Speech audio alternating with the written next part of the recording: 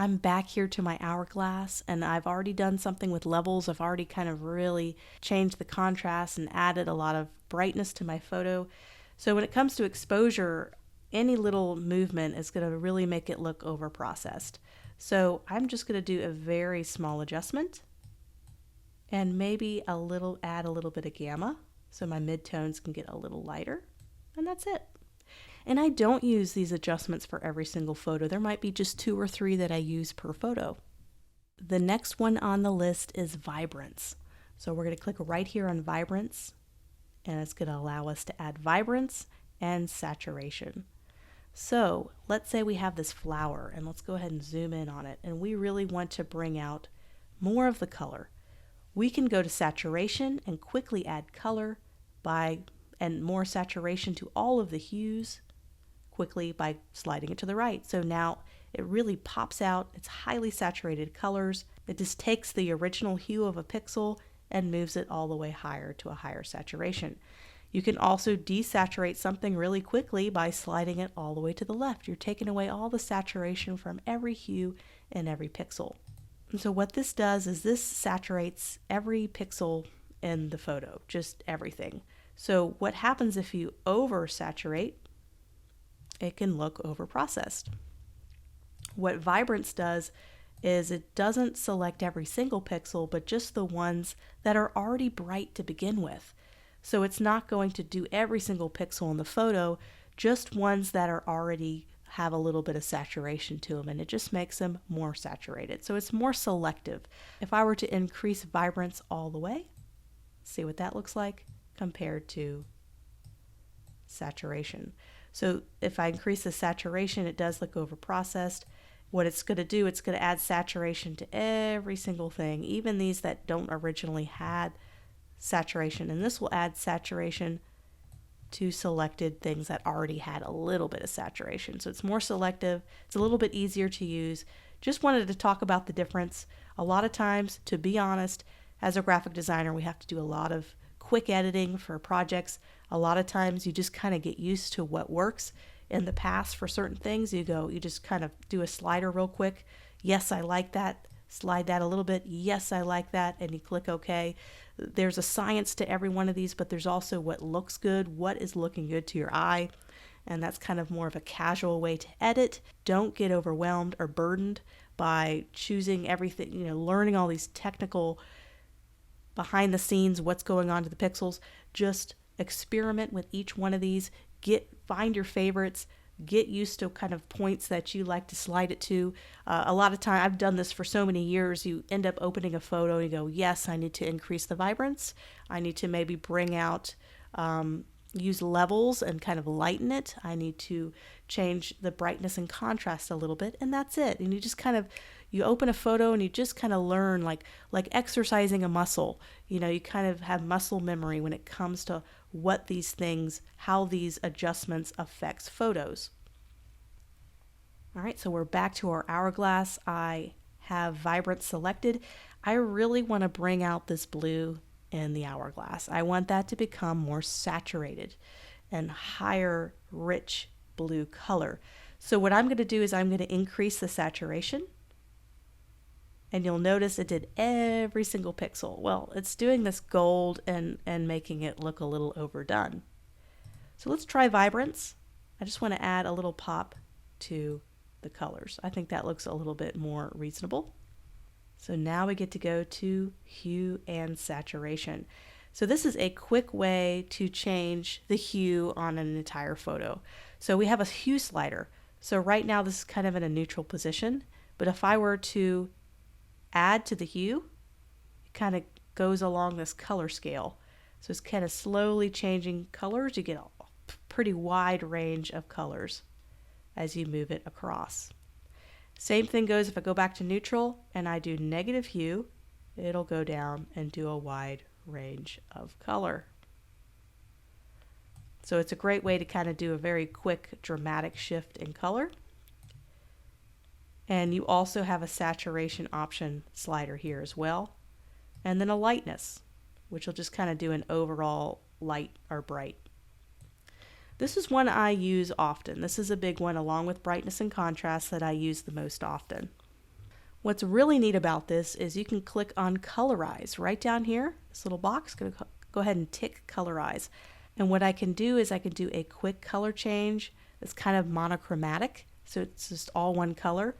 And I can slide it along the hue slider all the way to 360, which is basically the entire color wheel.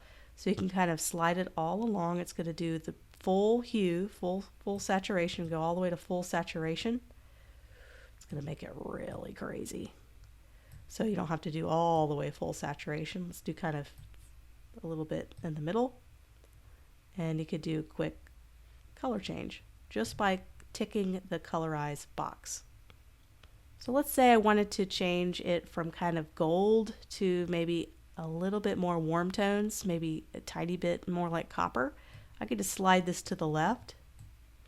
And it just makes a small adjustment. I mean, you don't want to go too far, then it starts to look brown, but just kind of a slight move to the left. And if I don't like any of these, or I want to see what's the final effect and go back to how I had it before, you can toggle off any one of these adjustment layers to kind of figure out which one you think has a good effect or a bad effect. So now color balance.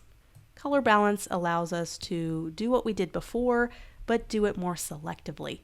So we have the cyan to red, magenta to green, and yellow to blue. These are opposites on the color wheel, so we can slide this. So let's say I have this kind of cyan blue color. I happen to have that in my Hourglass. I'm going to slide it over to red. It's going to add a little bit of red tones. I could do the opposite, and it's going to add a little bit of cyan to the whole photo.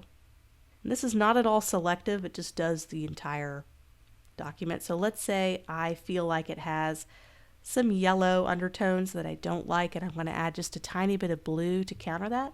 I can go down to this yellow blue slider and I can add a little blue. Just a little bit. So notice how it went from, you have like yellow, kind of looks like too many yellow undertones. And now we can just add a little bit of blue. And what makes this a little bit more complicated is that was just midtones. Those were all the midtone pixels in the document. We also have shadows, which are your darker colors, and highlights, which are your lighter. So you can change the highlights in the same way. So I'm going to bring in another photo so I can I use this a lot, and I just want to kind of show you what it looks like on a person. So I have a new photo here, and I just wanted to demonstrate color balance. So let's say there's a lot of warm tones, and I want to and what's kind of been in the last couple years is adding more cooler tones to photography. So what I want to do is add a little bit of blue, and I'm just right here default on the midtones, and I'm just going to slide it to blue a little bit. And it's going to take a lot of that yellowness away, so that's kind of what it was before. Just adds a little blue, very small change. So that's kind of before and then after. Now that's just midtones. You can also continue to do shadows in the same way, and then highlights. And some photos naturally have maybe some green undertones that aren't really good for skin. So you can kind of add a little warmth by taking away green and adding a little bit of magenta. So just small changes that you can do. I can go back to my history panel, which is right over here. I can go back to before and then after. And the only thing I used was the color balance adjustments. So before and after. So back to our Hourglass, we can continue to take away those yellows and add a little bit of blue. Midtones, let's do it with highlights. Maybe not highlights, because it's kind of changing the lighter pixels, and I don't want that wall to look blue. So we don't have to change that. But let's change some of the shadows, add a little blue, just a tiny bit. You don't want it to look super blue. Just very small changes, which is all adjustments are about, are those little changes that add up. So black and white, this one's pretty self-explanatory. What's great about black and white is you have control over previously colored pixels in the image. So it has the reds, yellows, greens, and cyans. So any pixels that used to be red, you can change them here. And what's great is it gives you individual control over all these different colors so that you can kind of do the black and white your own way. So we can make this almost look white, like white sand, And this is why it's having an effect on just the sand, because it was blue, it was cyan. So now we're taking away cyan and it turns black. We're able to kind of isolate and select that one color.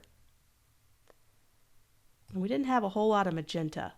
So you notice how as I slide it, you're not seeing big changes because there wasn't a lot of magenta in this photo.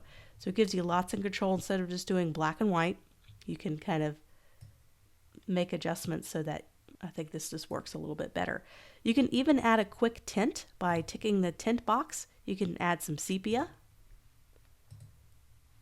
or add blues on your hue slider. So you can add a slight tint to that if you'd like. But I don't want to do black and white for this, so I'm simply going to take my black and white and drag it in the trash. So now we're going to do photo filter. So we're going to click on photo filter, and this is a super quick way to kind of add an overall color, warmer, cooler tones to your photo. They have a bunch of built-in filters that you can click, and you have warming filters. They have cooling filters, which is going to bring in kind of your cooler colors. You can change the density, which is basically it changes kind of the intensity, I guess you could say, of the effect of it. So you can have it 100%. Go back to warming filter, it kind of had the orange color, or you can have it just be a very small change. I'm going to bring in another photo to demonstrate this in action. So I downloaded this landscape image from pexels.com, and what I really find photo filters great for is it's a quick way to make a photo look like it's possibly an evening or kind of changing the time of day. So just a quick warming filter, which is going to add kind of an orange color. You can also select the color and change it, so you're not stuck with whatever is on these filters. You can do more than that. You can click on the color and adjust it, making it a different shade. So let's say I want to change the density, and it'll look a little bit more like an evening shot than it does a noon shot. So just kind of adding a little bit of color here. So let's do before. Let's go ahead and toggle on and off. So that's kind of looks like it's maybe taken at 4 o'clock or maybe in the morning. And this just kind of adds a little bit. It's just something kind of really, really quick that you can do to a photo to add just almost like a little filter on top in terms of color.